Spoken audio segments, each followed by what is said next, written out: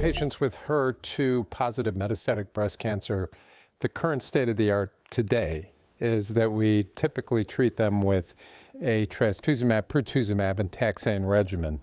Now, what's going to potentially change is based on data from Destiny B09 that was presented today, looking at the combination of trastuzumab, deruxtecan, an antibody-drug conjugate, combined with pertuzumab.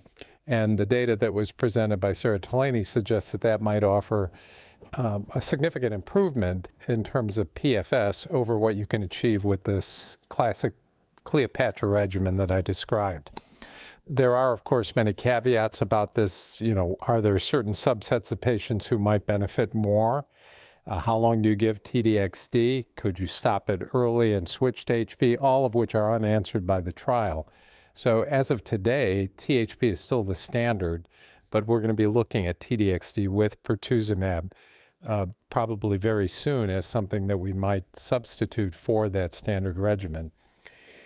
If a patient progresses on THP, we typically then go on to an alternative HER2-directed therapy. It may be the HER2 climb regimen with tucatinib. Again, if things start moving where T-DXd or trastuzumab deruxtecan becomes more of a first-line therapy, then tucatinib may move up as well. There are a variety of drugs in development, including bispecific antibodies that are looking at the HER2 pathway. There are also data looking at the combination of not only HER2-directed therapy, but endocrine therapy with the CDK4/6 inhibitor if patients have both HER2 and ER positivity. So there are a lot of nuances about how we think about patients and how we should optimally treat them. But we always want to leverage the fact that the tumor is HER2 positive, and we continue anti-HER2 therapy until we exhaust the options that exist.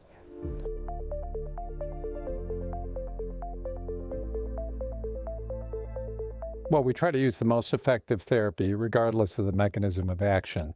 But there is, of course, an attraction to using antibody-drug conjugates just because they have a novel mechanism of action and in theory might be more precise, may potentially have fewer side effects than simply giving chemotherapy with the native antibodies such as pertuzumab, trastuzumab. So that strategy is very attractive.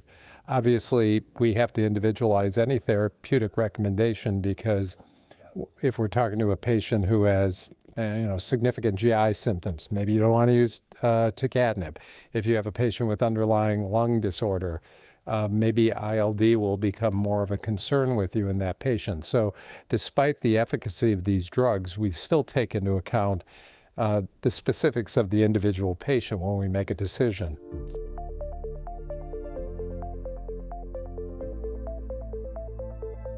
So now that we have a variety of antibody-drug conjugates, one of the considerations is to use these things in sequence.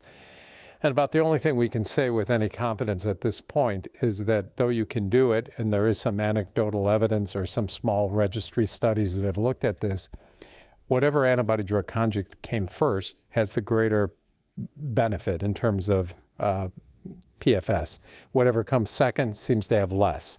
There are formal trials that are ongoing to address that issue to determine if there is an optimal sequence.